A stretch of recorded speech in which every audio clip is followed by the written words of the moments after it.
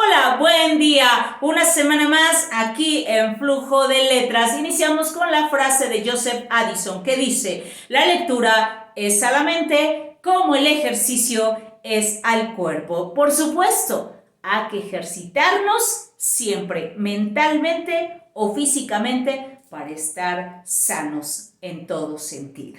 Bien, vayamos con nuestro parador literario. En esta semana nos vestimos de gala en el sentido de irnos a la literatura clásica, a la literatura medieval.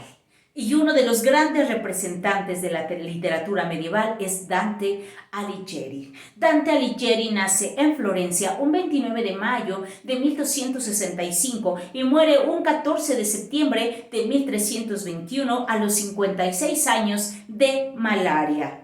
Desgraciadamente, digo, muy joven, con pocas obras, pero majestuosas. Él conoce muy joven a Beatriz Portinari. Ella también muere joven a los 25 años. Sin embargo, aunque fue su amor, ¿sí?, idílico y místico, jamás se le declaró. Sin embargo, se casa con Gemma Donati. Ambos se casaron con distintas personas y Beatriz muere sin saber que Dante Alighieri estaba perdidamente enamorado. Por lo tanto, podemos hablar que su obra literaria fue amatoria literaria, dedicada e inspirada por Beatriz Portinari. Su primera obra va a ser La Vita Nuova, después Canzoniere, y también vamos a llegar a esa majestuosa obra literaria que es La Divina Comedia. Pero debo mencionarte que él siempre fue bastante activo políticamente en su época, ¿sí?, contra los encuentros políticos más bien que había entre los güelfos y gibelinos,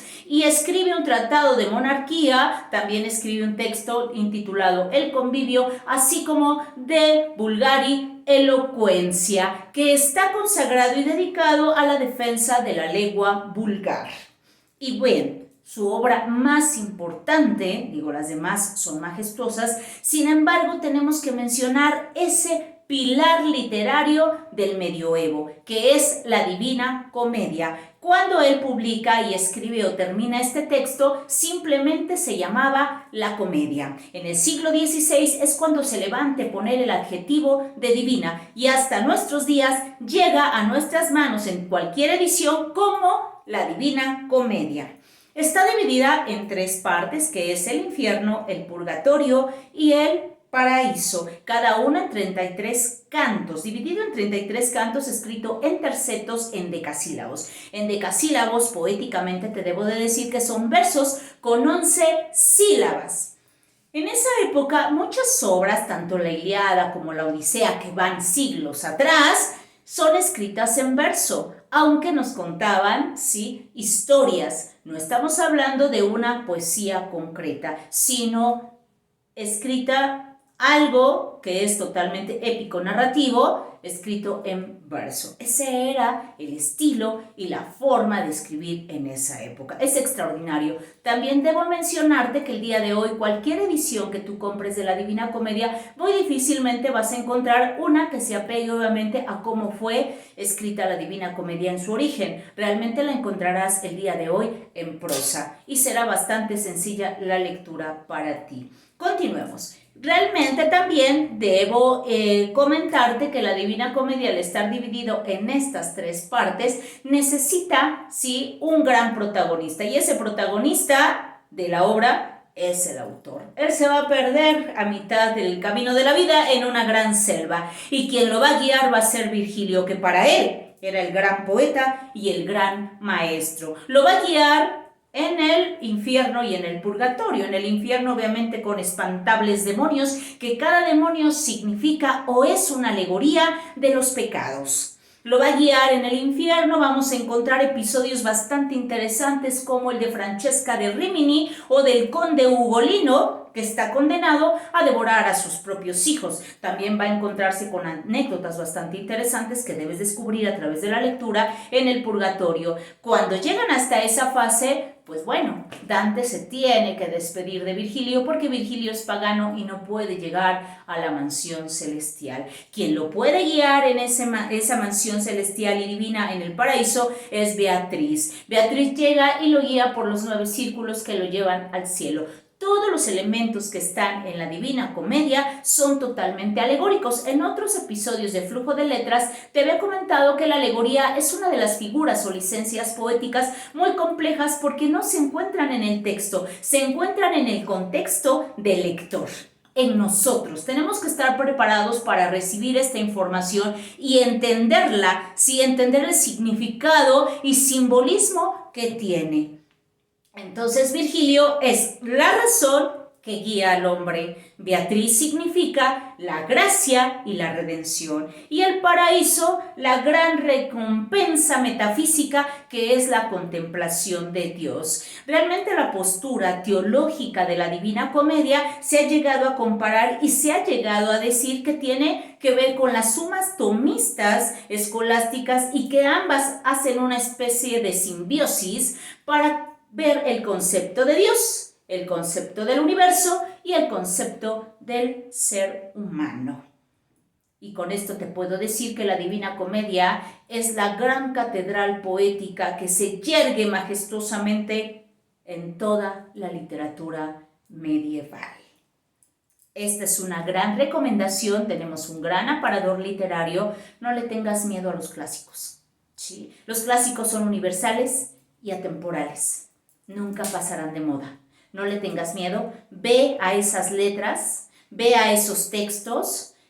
Yo siempre hago esta especie de analogía con los grandes clásicos. Es como cuando tú quieres invitar a una chica a tomar el café, a tomar un helado, y te da miedo. Y dices, no, porque me vaya a decir que no, no sé, me vaya a hacer feo, infinidad de cosas que rondan por tu cabeza. Pero si no te arriesgas, no sabrás la respuesta. ¿Qué es lo peor que puede pasar? Que te digan que no y que te quites la piedrita del zapato y que invites a quien tengas que invitar. De esa manera es un texto. Toma el reto y no saldrás perdiendo en ninguna de las circunstancias. Al contrario, saldrás ganando. Vayámonos con la colación literaria. Esta semana te voy a dar un mal consejo. Yo sé que te he dicho lo contrario. Sin embargo, digo mal consejo, pero bien enfocado. ¿A qué me refiero? Vamos a irnos con una especie de modelo a la inversa. Modelo a la inversa significa ir al contrario. Yo te he dicho, nunca vayas a una película. Primero, lee el texto y luego la película porque puedes prejuiciar tu lectura. Sin embargo, aquí la calidad de las películas son extraordinarias. Y te hago esta especie de recomendación porque sé que como lector iniciado, puedes tener ese miedo o inseguridad de enfrentarte a un vocabulario difícil, complejo, pero maravilloso. Que habrá posibilidades para ti. Habrá esas posibilidades en el sentido de un nuevo pensamiento, una nueva visión de mundo y a que seas una mejor persona, a que ames mejor y a que juegues mejor. La lectura nos da infinidad de posibilidades, así es que nunca saldrás perdiendo, siempre saldrás ganando. A lo que voy es que puedes ver las películas en lugar de ir a estos dos clásicos que te voy a recomendar. ¿Por qué toda esta introducción? Porque en Colación Literaria te recomiendo a dos grandes. Siempre de una acción hay una reacción. Es decir, todas las tendencias y corrientes literarias, los periodos literarios, sí eran una reacción. Había crisis y había una gran respuesta. La Edad Media es una crisis, la gran crisis de la humanidad. Llega el Renacimiento, la obra de la Divina Comedia fue escrita en la Edad Media y el Renacimiento es esa reacción. El hombre surge ante esa gran oscuridad de la humanidad que fue en muchos aspectos la Edad Media. Y estos dos textos que también son obras maravillosas, el de Cameron de Boccaccio y los cuentos de Canterbury de Geoffrey Chaucer. Geoffrey Chaucer es inglés, Boccaccio es italiano. Son del Renacimiento. Estas son consecuencias, ¿sí?, de la Edad Media. Vemos a esa obra titánica, repito, la Divina Comedia, y podemos ver también estas obras representantes del Renacimiento. Ver cómo era el pensamiento de hace siglos. El ir a los clásicos es ver cómo pensaba, sí, la gente, cómo vivían, cómo eran, cómo se proyectaban. Y el Renacimiento tiene una gran proyección, tanto que podemos hablar de la Capilla Sixtina con Miguel Ángel Buonarroti, donde el hombre está a punto de tocar el dedo índice de Padre Eterno. Se sentía en esa parte divina, se daba permiso nuevamente después de haber vivido una oscuridad en la Edad Media a nivel concepto humanidad. Entonces, esa era la chispa de la vida. Creo que estamos en crisis. El día de hoy, en el siglo XXI o a finales del siglo XX, podríamos habernos preguntado cuál era la chispa de la vida. ¿Una soda? ¿La coca? Que fue un icono del siglo XX. Y en el siglo XXI, la tecnología. La tecnología que a veces, y muy poca gente, te lo digo honestamente, la utiliza para el beneficio. A veces parece que el hombre está para el beneficio de la tecnología y no a la inversa.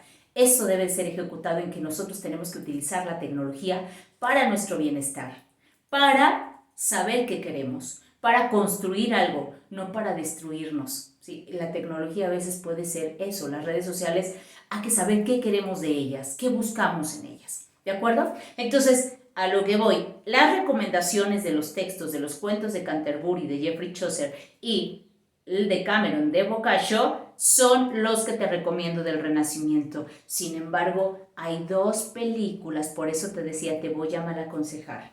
Y son de Pier Paolo Pasolini, extraordinario director de cine, y hace y lleva a la pantalla grande los cuentos de Canterbury y el de Cameron. Te vas a súper divertir. Por eso digo, vamos con un modelo a la inversa. Ves las películas y después te atreves a leer los textos. Pero no dejes de hacerlo.